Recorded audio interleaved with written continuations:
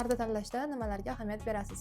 Parda tanlashda birinchi bo'lib uyimiz dizayniga e'tibor beramiz va uydagi jihozlarga hamda gilamlarga e'tibor qaratib parda tanlaymiz.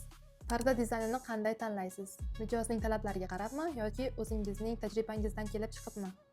Avvalambor mijozimizni xohishlarini eshitib ko'ramiz, suhbatlashamiz va ular nima xohlayotganligini bilib, ish tajribamizdan kelib chiqib, ularga kerakli va to'g'ri maslahatlar berib, uyimiz dizayniga mos pardani kelishgan holda tanlab olamiz. Parda tikishdagi eng qiyin jarayon qaysi? Albatta, ilish.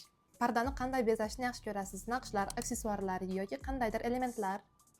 Asosan pardalarimizni aksessuarlar bilan bezashni xohlayman, chunki naqshlar qachondir eskiradi yoki urfdan qoladi. Shuning uchun biz ko'proq aksessuarlardan foydalanamiz.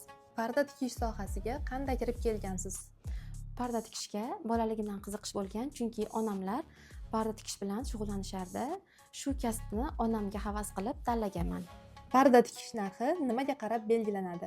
Asosan parda tikish narxi ish tajribasiga va ish sifatiga qarab belgilanadi.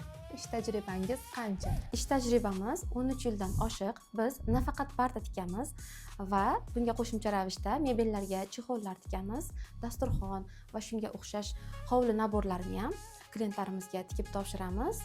Hozirda Nurxon Tekstil brendiga asos solganman. Maftun opa, bir oyda qancha daromad topasiz? Keling bu savolni obunachilarimizga qoldiramiz. Nima deb o'ylaysiz? Parda tikuvchilar bir oyda qancha daromad topadi? Fikringizni kommentlarga yozib keting.